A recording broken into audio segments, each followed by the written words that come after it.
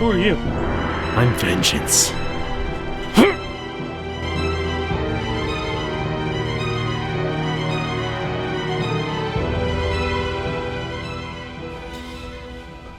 Mike, how'd you get that black eye?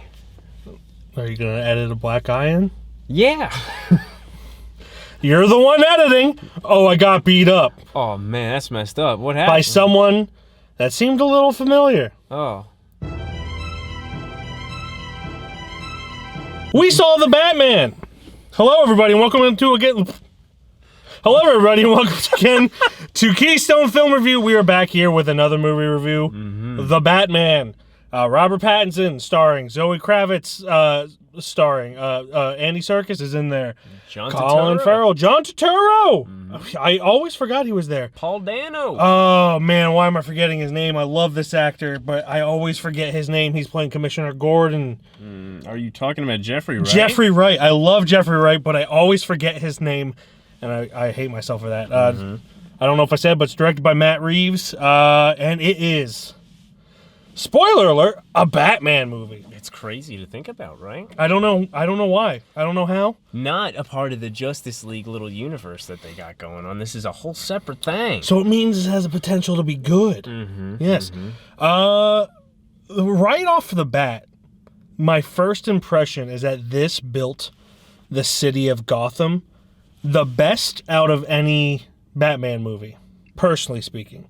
Not cartoons, not counting. The grittiness and all that. Yes, because like The Dark Knight is obviously Chicago. The Dark Knight Rises is obviously Pittsburgh. Like they don't really do much to hide. Whereas this, they took little pieces from a bunch of different cities and threw it together, and also added some stuff. Again, Joker is obviously New York. Like they don't do much to hide that either. Where this, it felt like a Franken-City, which I always felt like Gotham should feel like a Franken-City. Yeah. So, I really enjoy that aspect of it. And the very noir aspect of it all. Very noir. It felt like a noir and a Western. Very detective-esque. Yes, but specifically, many parts, especially because of the theme song in it, it felt like a Western at times. To the point where at one point they even put a spur sound effect on Robert Pattinson's feet. I don't know if you remember. And it's in the trailer. It's when the Penguin crashes and he walks up to the Penguin's car. They added like spurs. That was like the height of the Western feel. But I enjoyed this movie for the first part. I don't know how I feel ranking it with other Batman movies, though. It's kind of in a realm of its own, to be honest with you. Because it's like you just said, it's not really too much familiar with any of the other ones. It's its own thing. It's very noir. It's very detective. It like where most don't really do detective much. This one, he's like in the crime scenes. He's like with Commissioner Gordon and everything. He's detecting the crime. He like, only fights people when it's absolutely necessary. And so like it's where the roots of Batman really are, and this is where a lot of people are gonna get misunderstood where this movie is, because a lot of people are gonna be like, not my Batman, and is that just a thing? Hashtag not my Batman. You know there can be more than one Batman. It's a fictional character. He's very broody. He's very emo-esque. But this is like super early Batman, when he first starts out. Yeah, Robert Pattinson. Robert Pattinson's like my age. Yeah, a little bit older, but like roughly my age. In this movie, he's like mid to late 20s, so he's like pretty early Batman still, and so like I didn't buy him as 20s personally, but you're gonna get the broody, the Tommy Wiseau. Yeah, you're gonna get the long hair and the bangs in the face. It's just happening, but also certain like conservative haircuts, like conservative long haircuts, like is what he has when he is Bruce Wayne making public appearances. When they're not done up with like pomade and product, they just kind of look like that. Like my hair, it's a little long, so I have like a lot of pomade in it, but like I mean, I've seen some mixed reviews. That's why I'm saying hashtag not my Batman from other people, not me. My eyes stuck. I mean, regardless, that's going to happen. But I mean, I enjoyed this a lot. I really liked the whole detective noir parts.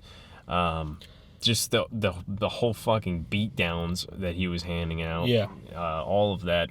Paul Dano is fantastic. He's such a unlikable character whenever he really wants to be, and it's fantastic. Mm-hmm. Like you love when he's just kind of a piece of shit. Yeah. And he's so good at it. He is very good at it. He's also good at being such a sweetheart too. He is. He's a great actor. Paul Dano does not get enough credit. Mm-hmm. And I love Paul Dano. He is underrated, and people should watch more of his stuff. But I think that they going with the whole brooding thing. I think a lot of people are missing the fact that, like, yes, there is brooding in this, but it doesn't take itself too seriously. Yeah. Like, there are absolutely moments, especially in serious scenes, of comedic relief. Like the Penguin being tied up after the car chase scene. You know, it's not a spoiler. He gets caught by the Batman. That's all I'll say about it. But he's like tied up and he kind of waddles like a penguin. Yeah, he waddles like a penguin. There's little what things. Are you guys doing? Yeah. There's little things like that thrown in that really kind of ease up on the broodingness of it. Mm-hmm. And it's out of all the Batman movies, except for maybe the Tim Burton ones, it felt the most cartoonish without being outlandish. Yeah. Well, the Tim Burton ones are outlandish. It felt the most cartoonish without escaping too much realism either. Exactly. Yes, exactly. Like the Tim Burton ones are obviously like heightened reality. The two that came after the Tim Burton ones, the Val Kilmer and the George Clooney one, they're just fucking 90s. They're 90s movies. They're 90s movies. They're 90s movies. There's no other genre to throw them into. But this is like, it felt the closest to like the cartoons, but then made the cartoons more realistic. You know, a lot of people know I'm not a huge fan of superheroes. If I care about any superhero, it's Batman. There is I will not find this by the time this video comes out, so you're not going to see it, but there's a video of me when I was like 3 years old. I had a Teenage Mutant Ninja Turtles party, and the entire time I'm talking about Batman. So that just... It'd be crazy if you found that. It's somewhere in my parents' house. It's VHS. I don't have the capability yet. Yeah. To turn it. Actually, I do maybe have the next Batman movie. Maybe the next Batman, because there will be more. Yeah, of course. But yeah, I really enjoyed it. I liked how outlandish, you know, vocally, not design wise, but vocally the Riddler was. He was kind of like putting on a show. He's very operatic. Yes, which is he's. I can't say anything without giving it, so I'm not going to say it. That's fine. But it makes sense. Spoiler-free review. It makes sense. Spoiler-free. There's two major things that I wanted to say. Is A, the makeup artist for Colin Farrell and the Penguin character. Remarkable. I don't know why they just didn't cast a different person, because that was a different fucking person. They clearly did not want Colin Farrell's face. They did not want his face in the slightest. And the second was the Godzilla vehicle. The Batmobile in this is... Best Batmobile of any recent Batman movie. The intro to the Batmobile was the most... terrifying. Intense thing you could ask for. Shit my pants just thinking about it. I was like, wow. I think I leaned to you and said, made my bits jiggle. Yeah, they were. I'm not going to specify which bits. I thought it was the IMAX speakers, but little did I know it was his bits jiggling the whole time. Yes. My bitch shook the entire theater. Yeah, it was a fantastic movie. Yeah. I'm really excited to see what they keep doing. Because I did see in a small like red carpet interview that Matt Reeves is like, yeah, we've already been talking about a sequel. You know, fingers crossed on that. It's fingers crossed my ass. It's happening most likely. Depending on how this movie does. There's that article where Robert Pattinson said that if the Batman flops, that he will do porn, and everyone is like showing. They're showing clips of we gotta go get a refund real quick. Damn. Well, no. The thing is, people don't understand what a flop is. Yeah. Because they're putting like the 94%. When it happened, it was 94% Rotten Tomatoes. How well it is accepted by critics is not success or flop. Unfortunately, I wish it were, but it has to do with money. Yeah.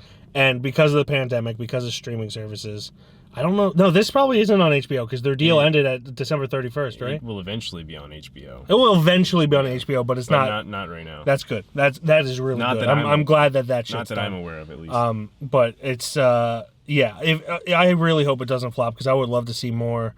They teased what who we might see in the next one. That's all I will say. But yeah, it's nice. It is nice seeing a superhero movie, and I actually kind of know things. Like I don't know a lot about Batman. I'm not sitting here like I'm a fanboy of Batman. But if I care about any superhero, it's gonna be Batman. It's Batman, and I know a lot of his adversaries. So yeah. Yes. Oh, that's a beetle. Is that like an old beetle? That's a punch buggy. Anyway, so yeah. That's really all I think I've got to say. Oh man, what am I gonna rate it? I've been struggle bussing. I'm not as aiming high as I feel like you would probably think that I would aim. I kind of got like a vibe from you while we were watching it. For me, it's somewhere between a 3.5 and a 4. I'm seeing it again on Saturday. I'll probably know much better on Saturday what the score will be. Yeah. So I feel like the last few reviews I've said that. Like I'm like, oh, maybe I'll think about it when I edit it. You know, somewhere in between there for now. So Glenn, future Glenn, boom, there's the score. Hey, future yous, there's the score. I am not seeing it again on Saturday. I don't know if I will because I got a little human at home that will not let me live. The shackles. So if I'm going to see a movie this weekend, it's going to be one I haven't seen. It'll probably be the worst person in the world. The movie, not... Oh, of course. Yeah. I thought you were coming to see me. No, you're the best person in the world. Don't tell Caitlin I said that. I won't. I'm going to give it a 4 out of 5. I enjoyed it. Aesthetically, I liked it a lot. It's... For me, Batman movies, it has to be aesthetically pleasing, and it was for this. And I am very excited if they continue. Jeffrey Wright, I just wanted to say, I kind of didn't mention this at all. He mentioned it. He was really great as Cooper. He's really great in everything that he's in. I have never seen him in a movie and just been like, I wish Jeffrey Wright weren't in this. Yeah. So, that added bonus. Jeffrey Wright killed it. Jeffrey Wright killed it. All the supporting cast did, like all the cops that had speaking lines, all the thugs that had speaking lines. There wasn't a single weak character. So yeah, 4 out of 5. Boom. Yes. Bada bing. Bang, bang, bang, bang, bang, bang, bang, bang. Bye. Come and touch my butt.